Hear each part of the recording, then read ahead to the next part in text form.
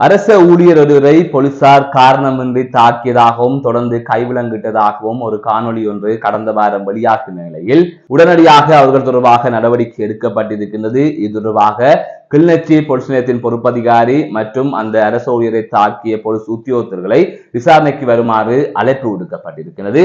இது தொடர்பான செய்தியினை விரிவாக பார்க்க இருக்கின்றோம்.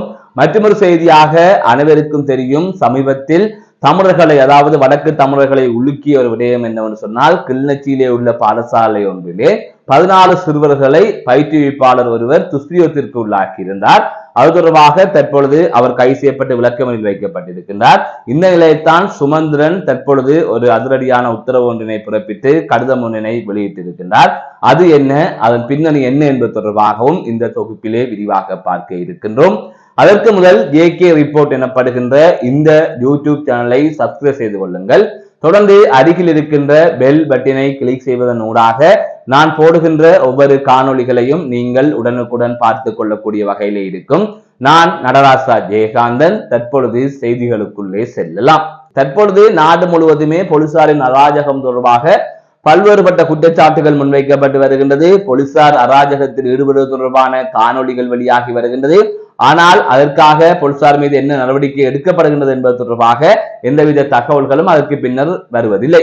ஆகவே தவறு செய்கின்ற போலீசார் காப்பாற்றப்படுகின்றார்களா என்கின்ற கேள்வியும் இதிலே எழுந்திருக்கின்றது. அதில் முக்கியமாக வடக்கு பகுதியில் போலீசாரின் அத்துமுறைகள் என்பது அதிக அளவிலே இருக்கின்றது. அதிலும் தமிழில் தண்டப்பத்திரம் தாருங்கள் என்று கேட்டால் அதனை பெரிய பிரச்சனையாக மாற்றி விடுகின்றார்கள் போலீஸ் உத்தியோகத்தர்கள்.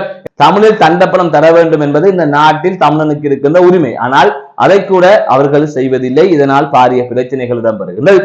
இவ்வாறான சூழ்நிலையில் தான் போலீசார் தொடர்பாக பல்வேறுபட்ட செய்திகள் தொடர்ந்து வெளியாகி கொண்டிருக்கின்ற நிலையிலே கடந்த வாரம் ஒரு காணொலி ஒன்று வெளியாகியிருந்தது. அந்த காணொலியிலே அரச உத்தியோகத்தர் ஒருவரை 2 போலீஸ் உத்தியோகத்தர்கள் தாக்கி அதன் தொடர்ச்சியாக கைவிலங்கிட்டிருந்தார்கள். அதற்கு பிறகாக மக்கள் எல்லாம் ஒன்று கூடி அந்த அரச ஊழியருக்கு ஆதரவாக இருந்த நிலையிலே அப்போது அந்த அரச ஊழியரை அதிலே விட்டுவிட்டு அவர்கள் சென்று விட்டார்கள். இந்த சம்பவம் தொடர்பான காணொலிகள் வெளியாகி பெரும் பரபரப்பை ஏற்படுத்தியிருந்தது. இவ்வாறான சூழ்நிலை தான் குறித்த அரச உத்தியோகத்தர் உடனடியாக மனித உரிமை ஆணைக்குழுவின் யாழ் பிராந்திய அலுவலகத்துக்கு சென்று அவர் ஒரு முறைப்பாட்டு ஒன்றினை பதிவு செய்திருந்தார். நான் எந்த தவறுமே செய்யவில்லை, எந்த தவறும் செய்யாமல் நின்ற நிலையில் என்னை தாக்கி கைவிலங்கிட்டார்கள் குறிப்பிட்டு ஒரு விளக்கமாக ஒரு முறைப்பாடு ஒன்றினை வழங்கியிருந்தார். அதன் தொடர்ச்சியாக இலங்கை மனித உரிமை ஆணைக்குழுவின் யாழ் பிராந்திய இணைப்பாளர் கனகராஜ் அவர்கள் இது தொடர்பாக போலீசாரை விசாரணைக்கு வருமாறு அழைப்பு விடுத்திருக்கின்றார். அந்த வகையில் கிளிநொச்சி போலீஸ் நிலைய பொறுப்பதிகாரி மற்றும் அந்த நபரை அதாவது அந்த அரசு ஊழியரை தாக்கிய போலீஸ் உத்தியோகத்தர் உள்ளடங்களாக 4 பேரை அவர் விசாரணைக்கு அழைத்திருப்பதாக கூறப்படுகின்றது. அந்த வகையில் 21ஆம் தேதி அவர்கள் விசாரணைக்கு அழைக்கப்பட்டிருக்கின்றார்கள் என்று செய்திகள் வெளியாகி இருக்கின்றது. இந்த நிலையில் இவ்வாறு தாக்குதலுக்கு இலக்கான அந்த அரச ஊழியர் நீர்ப்பாசன திணைக்களத்தில் பணிபுரிபவர் என்றும் கிளிநொச்சி சாந்தபுரம் கிராமத்தை சேர்ந்தவர் என்றும் கூறப்படுகின்றது. அது தொடர்பான காணொலியை நீங்கள் பார்த்திருப்பீர்கள். பார்க்காதவர்கள் இந்த காணொலியின் பின்னர் நீங்கள் தொடர்ந்து அந்த காணொலிகளை பார்க்கலாம். எனவே போலீசார் தொடர்ச்சியாக அத்துமுறையில் ஈடுபட்டு வருகின்ற நிலையில் அப்பாவி மக்கள் இந்த சட்டங்கள் தெரியாமல் அல்லது யாரிடம் போய் முறைப்பாடு கொடுப்பது என்பதெல்லாம் தெரியாமல் அவர்கள் அதிலிருந்து கடந்து செல்கின்றார்கள். ஆனால் இந்த அரச உத்தியோகத்தர்கள் இது தொடர்பாக சரியான நடவடிக்கையை முன்னெடுத்திருக்கின்றார். ஆகவே போலீசார் விசாரணைக்காக அழைக்கப்பட்டிருக்கிறார்கள். அடுத்தது என்ன நடக்கும் என்கின்றதை பார்ப்போம். அதை தவிர இப்படியாக போலீசார் மீது முறைப்பாடுகள் கொடுக்கின்ற போதுதான் போலீசார் கொஞ்சம் திருந்துவதற்கு வாய்ப்பு இருக்கின்றது. ஆகவே யார் பாதிக்கப்பட்டாலும் உங்களில் பிழை இல்லை என்று சொன்னால் போலீசார் மீது மனித உரிமை ஆணைக்குழுவின் பிராந்திய அலுவலகங்கள் நீங்கள் வசிக்கின்ற மாவட்டத்தில் இருக்கும் அந்த மாவட்ட அலுவலகத்துக்கு சென்று முறைப்பாடுகளை கொடுங்கள். அப்படி கொடுப்பதன் ஊடாகத்தான் இவர்கள் திருந்துவதற்கு வாய்ப்பு இருக்கின்றது. அதை தவிர அரசாங்கமும் இது தொடர்பாக கவனம் செலுத்த வேண்டும். மற்றொரு செய்தியாக முன்னாள் நாடாளுமன்ற உறுப்பினரும் தமிழிசை கட்சியின் பொதுச் செயலாளருமான சுமந்திரன் அவர்கள் அதிரடி அறிவிப்பு ஒன்றினை வெளியிட்டிருக்கின்றார். அனைவருக்கும் தெரியும், வடக்கில் இருக்கின்ற தமிழர்களை உலுக்கிய ஒரு விடயம் என்னவென்று சொன்னால், கிளிநொச்சியில் இருக்கின்ற பிரபல பாடசாலை ஒன்றில் 16 மாணவர்களை அந்த பாடசாலையின் விளையாட்டு பயிற்றுவிப்பாளர் அவர் அதே பாடசாலையில் சிற்றூழியராகவும் இருக்கின்றார். இந்த நிலையில் தான் அவர் விளையாட்டு பயிற்றுவிப்பாளராகவும் இருக்கின்றார். இவ்வாறான சூழ்நிலை தான் 10 வயது தொடக்கம் 13 வயதுக்கு இடைப்பட்ட பவர்களை அவர் துஷ்பிரயோகத்திற்கு உட்படுத்தியிருந்தார். இது தொடர்பாக முறைப்பாடுகள் கொடுக்கப்பட்டு பாரிய பிரச்சனைகள் நடந்தது. அதற்கு பிறகாக அவர் தலைமறைவாக இருந்தார். அதன் தொடர்ச்சியாக அவர் கடந்த 13ஆம் தேதி கைது செய்யப்பட்டிருந்தார். 14ஆம் தேதி அவர் நீதிமன்றத்தில் முன்னிலைப்படுத்தப்பட்ட நிலையில் அவரை விளக்கமறியலில் வைக்குமாறு நீதிமன்றம் உத்தரவு பிறப்பித்திருக்கின்றது. இந்த நிலையில் அவர் தமிழரசு கட்சியின் உறுப்பினர் என்று கூறப்படுகிறது. இவ்வாறான நிலையில் தான் தமிழரசு கட்சியின் பொதுச் செயலாளரான சுமந்திரன் அவர்கள் உடனடியாக தமிழரசு கட்சியின் அடிப்படை உறுப்பினரில் இருந்து அவரை இடைநிறுத்தம் செய்திருக்கின்றார். இந்த பிரச்சனைக்கு பிறகாக இவ்வாறு அவர் கைது செய்யப்பட்டிருக்கிறார். ஆகையால் அவரை எமது கட்சியில் இருந்து இடைநிறுத்துகின்றோம், அடிப்படை உறுப்பினர் பதவியிலிருந்து அவரை இடைநிறுத்துகின்றோம் என்று ஒரு கடிதம் ஒன்றினை அவர் தற்பொழுது வெளியிட்டிருக்கிறார். அவர் நீக்கப்பட்டிருக்கின்றார். இது தொடர்பான செய்திகளும் தற்பொழுது வெளிவந்திருக்கிறது. மீண்டும் ஒரு காணொலி சந்திக்கின்றேன். நான் நடராஜ் ராஜேகாந்த்.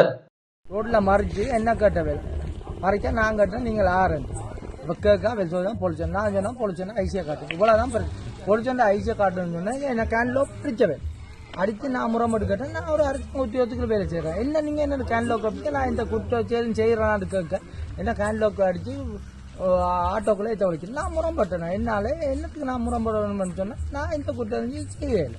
அப்போ என்னால் முரம்பட்டேன். நானும் அவளுக்கு ஏற்ற மாதிரி முரம்பட்டேன். இதால என்ன அரெஸ்ட் பண்ணி விலங்கு இப்போ தான் அந்த போலீஸ்கார கிராம் பிராஞ்சிலேருந்து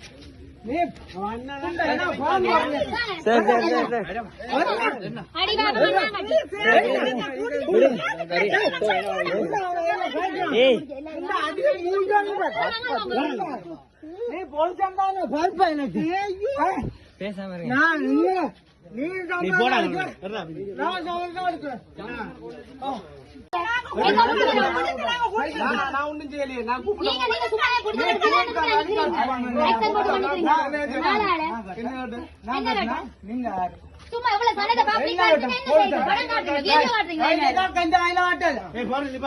நீ என்ன கேட்ட நான் கேட்டா போலீஸா ஐடி காட்டறது போலீஸ் தானே ஐடி காட்டேன் கேக்குறப்பல நான் ஜோப்பா கேட்டேன் இது காட்டேன் ஷேர் கடிக்க வந்து ஷேர் போடுங்க அது வீடியோல இருக்கு நான் கையாடு சரி போ கையாடுங்க நீங்க கையாடுங்க கையாடு நீ ஏன் யோசிக்கிற நீ வா நான் சும்மா ரெண்டு டாலர் இந்த ஏன் இப்ப எல்லாம் நிக்கிறீங்க யாரும் ஹெல்ப் பண்ணல நடனலாம்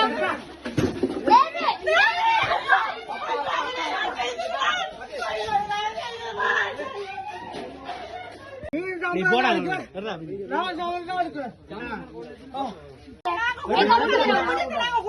நான் ஒண்ணும் செய்யலையே நான் நீங்க சும்மா